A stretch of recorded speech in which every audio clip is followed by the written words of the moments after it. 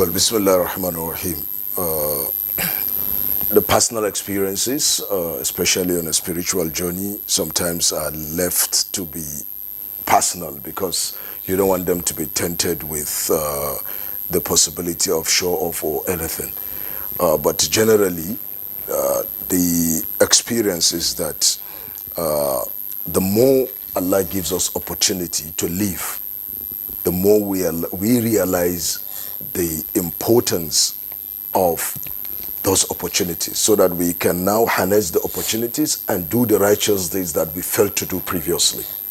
So for this Ramadan, as it's expected of every Muslim, that during the month of Ramadan, you are expected to be in your best behavior, because it's just like one of the presenters said, it's a training session.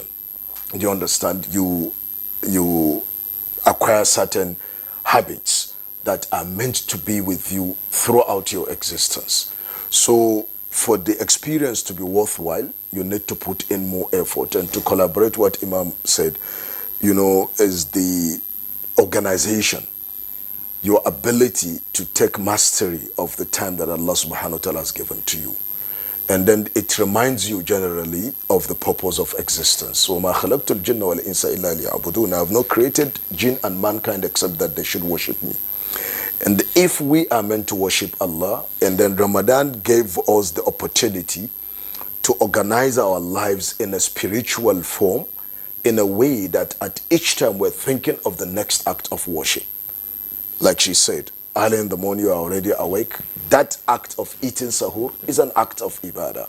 And then you're thinking of tahajjud, and then you're thinking of your Quranic recitation, you're thinking of going for the Islamic lessons, the tafsir of the Quran and other things. So it's a whole thing of a spiritual regimentary, something that you are meant to be organized and take mastery of your time. And then if that is it, I think the experience of this 2025 is worthwhile, but there is so much to improve on. Like when you have the likes of our pious predecessors completing the recitation of the Quran 30 times, like Imam al-Bukhari, completing the recitation of the Quran 30 times in the month of Ramadan. You have Imam Shafi'i completing it 60 times in the month of Ramadan. Then you reflect on how many times was I able to complete the recitation of the Quran, to reflect upon the lessons that are kept in the Quran. Now, it's left for us to compare it with what some pious predecessors have done. And then, it's an opportunity again to start yearning for the next Ramadan. Because you now feel that, I could have done this, I could have done. That is the life of a believer. A believer should always, a nafsul lawama, a self-reproaching soul.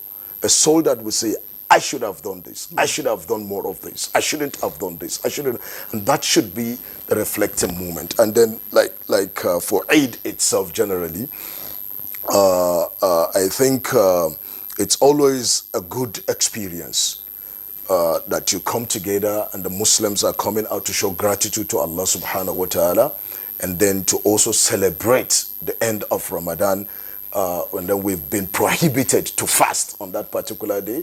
Do you understand? To show that, in fact, that before you go out for the Eid, you have to eat in the morning. Is the sunnah. So that, you break away from that, oh, yes, you have other things in your life. You could entertain yourself with other things. You are just coming out from Ramadan. Now eat and enjoy your life. But again, we always have to refer back to our pious predecessors.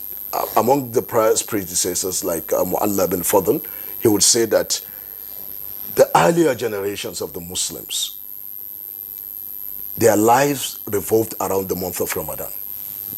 The Ramadan was the fulcrum, and everything, it was the center point, and everything revolves around it. 6 months, we have 12 months in a year. So 6 months before Ramadan, they used to pray to Allah to spare their lives so that they can witness the month of Ramadan and pray.